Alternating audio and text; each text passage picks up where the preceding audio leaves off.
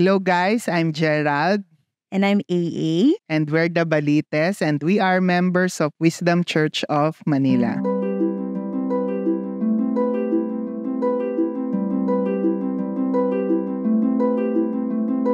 First quarter ng 2024 ay meron kaming dapat isettle na bank loan sa aming kondo. Dahil may wino-workout pa kami sa aming business na kailangang ayusin, pinagpe-pray namin yung breakthrough.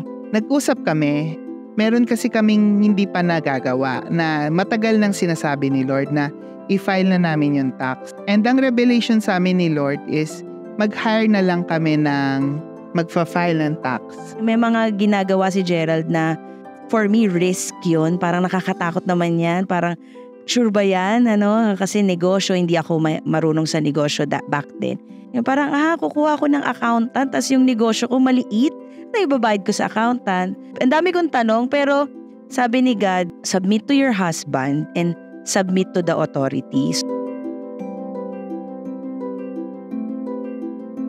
I slowly learned how to be humble and how to wait on God. Nakita namin yung doon dahil sa agreement namin, doon yung naging ng breakthrough namin sa business. Nung time na ng filing ng taxes, we're able to find an accountant through a referral of a friend. Sabi pa nga ng accountant, kaya niya daw i-zero lahat yung mga penalties.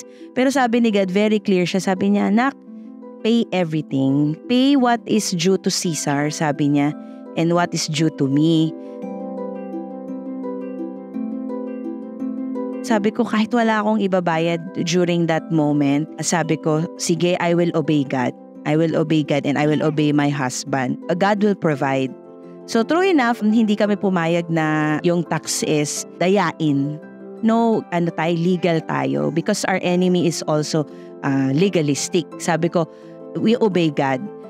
True enough, nabayaran namin yung tax ng kumpleto and pinatawad kami ng BIR sa mga penalties. If you want a change in the government, if you want a change in your business, and if you want a change in your marriage, submit to authority. Simula nung nag-file kami ng tax and syempre tuloy-tuloy din naman yung tithing.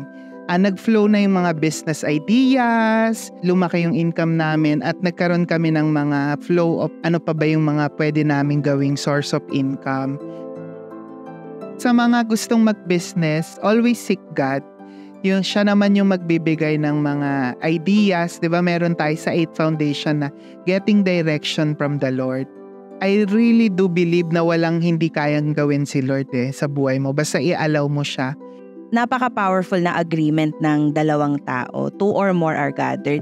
Lalong-lalo na yung husband and wives. Ang ganda ng role nating mga wife. We will partner with the Holy Spirit, submitting to our husbands. Wala nang kayang gawin ng enemy. So, ang tatag ng foundation, not only your family but the community and our country as a whole. Dito rin sa church, maraming ditong mga nagbe-business.